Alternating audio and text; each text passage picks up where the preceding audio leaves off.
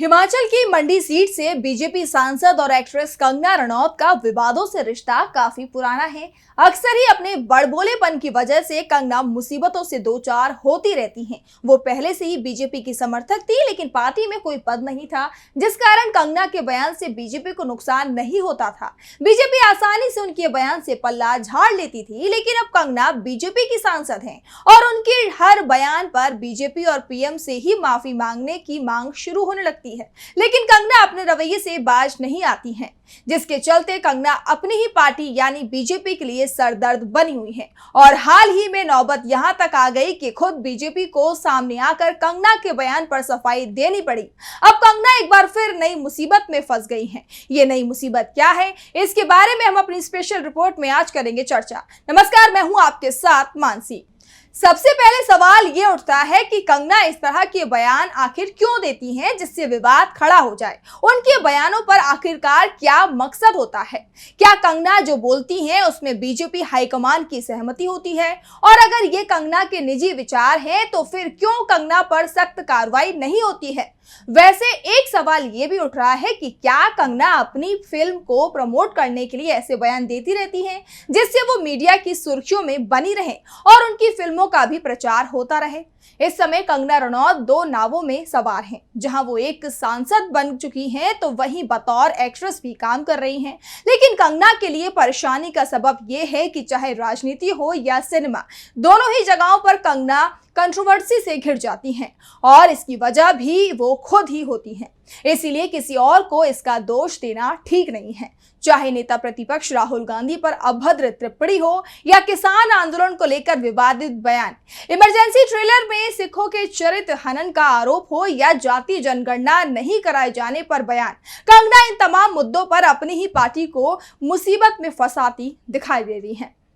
कंगना की film emergency 6 सितंबर को release होने वाली है, जिसके ट्रेलर को लेकर फिलहाल हंगामा मचा हुआ है। सिख समुदाय का आरोप है कि इस ट्रेलर में सिखों की इमेज खराब करने की कोशिश की गई है, जिसको लेकर शिरोमणि गुरुद्वारा प्रबंधक कमेटी और अकाल तख्त ने कंगना पर एफआईआर कराए जाने की मांग की है। सिखों के प्रतिनिधियों का आरोप है कि कंगना की फिल्म सिखों को एंटी नेशनल दिखाती है और सिखों को इस तरह से दिखाया जाना सिखों की भावनाओं को आहत करता है।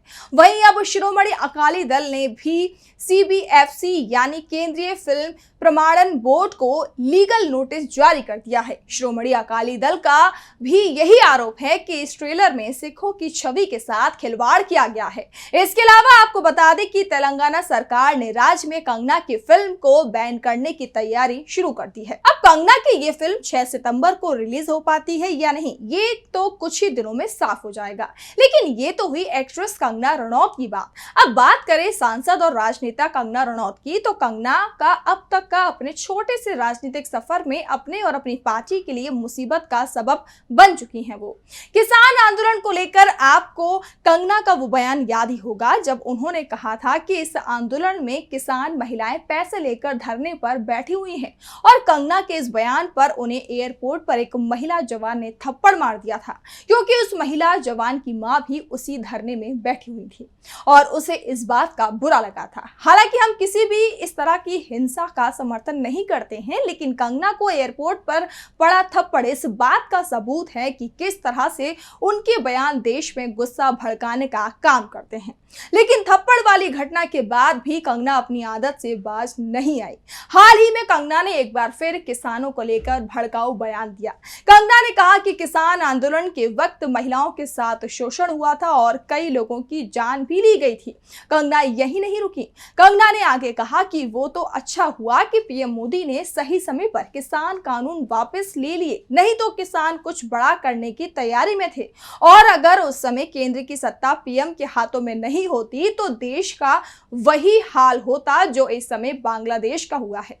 किसानों को लेकर कंगना के इस बयान से ऐसा बवाल मचा कि खुद बीजेपी को इस पर सफाई देने के लिए आगे आना पड़ा। बीजेपी ने साफ किया कि ये कंगना का बयान पार्टी का बयान नहीं है और कंगना पार्टी की ओर से बयान देने के लिए अधिकृत नहीं है। यानी विपक्ष तो कंगना के इस बयान को लेकर पहले से ही हमलावर था और अब कंगना की अपनी पार्टी उनके बयान से दूरी बनाकर कंगना को अलग थलग करने का काम कर रही है। यही नहीं, कंगना के इस बयान को लेकर पार्टी अध्यक्ष जेपी नड्डा ने 2 बार कंगना को तलब किया, जिससे साफ है कि कंगना के इस बयान को लेकर ही पार्टी प्रमुख ने कंगना को लताड़ लगाई होगी। अब सवाल ये उठता है कि क्या कंगना ये बयानबाजियां इसीलिए कर रही हैं क्योंकि उनकी फिल्म आने वाली है? क्या कंगना इस तरह के विवादित बयान इसीलिए दे रही हैं क्योंकि उन्हें इसके बहाने अपनी फिल्म का प्रमोशन करना है? और अगर सांसद बनने के बाद भी कंगना को फिल्मों पर ही फोकस करना है तो फिर वो राजनीति में आ ही क्यों है? कंगना ने लोकसभा चुनाव से पहले कहा था कि वो सांसद बनकर बेस्ट सांसद का पुरस्कार जीतने की इच्छा रखती हैं, लेकिन बतौर सांसद कंगना के रवैये से बेस्ट सांसद का अवार्ड मिलना तो दूर, सांसद होने की जिम्मेदारी उठाते हुए भी कंगना नजर अब नहीं आ रही हैं। ऐसे में सवाल ये उठता है कि क्या कंगना सिर्फ अपनी पॉपुलैरिटी को भुनाने को लेकर राजनीति में आई है? क्योंकि सिनेमा से मिली पहचान का फायदा कंगना को लोकसभा चुनाव में मिला और वो सांसद भी बन गई, लेकिन एक राजनेता के तौर पर कंगना अभी तक असफल साबित होती हुई दिखाई दे रही हैं और इसकी बानगी उनके तमाम इंटरव्यू और बयानों से भी झलकती है। कंगना का अपनी बातों को लेकर स्टैंड क्लियर नहीं दिखाई पड़ता है। कंगना बस भेड़चाल में बाकी बीजेपी नेताओं की तरह अपनी पार्टी के रवैये को अपनाती हुई दिखती हैं। हाल ही में कंगना ने राहुल गांधी को लेकर भी बयान दिया था, जिसे लेकर तेलंगाना कांग्रेस के नेता हनुमंत राव ने एफआईआर दर्ज कराई है। वहीं हाल ही में कंगना ने जातिगत जनगणना को लेकर भी बयान दिया, जहां एक और विपक्ष लगातार जातीय जनगणना कराए जाने को लेकर सरकार पर दबाव बना रहा है, तो वहीं कंगना जातिगत जनगणना कराए जाने पर ही सवाल खड़े कर रही हैं। कंगना का कहना है कि जातिगत जनगणना कराए जाने की जरूरत क्या है? कंगना के इस बयान के 2 मायने निकाले जा सकते हैं। पहला तो ये कि उनको जाति जनगणना की जरूरत के बारे में कोई ठीक जानकारी है ही नहीं। वहीं दूसरा नजरिया ये भी हो सकता है कि कंगना इतने बवाल और इतने विवाद के बाद भी भड़काऊ बयानबाजियों से बाज नहीं आ रही हैं।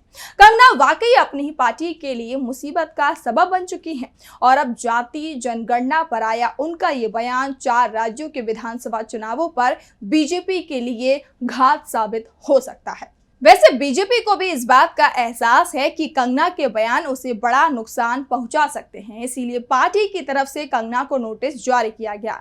जेपी नड्डा ने उन्हें तलब कर लिया, 2 बार कंगना को बुलाकर समझाया, सख्त हिदायत दी कि राजनीति कोई फिल्मी खेल नहीं है, बोलने से पहले फायदे और नुकसान के बारे में सोच लें, नाप तोल कर बोलें, खास तौर पर उन मुद्दों पर जिन्हें लेकर बाद में पार्टी को मुश्किलों का सामना करना पड़ सकता है। बीजेपी की नसीहत का कंगना पर कितना असर होगा ये जल्द ही सामने आ जाएगा। आपको क्या लगता है कि कंगना पर क्या बीजेपी की इस हिदायत का, इस नसीहत का असर पड़ेगा? हमें कमेंट बॉक्स में जरूर बताएं।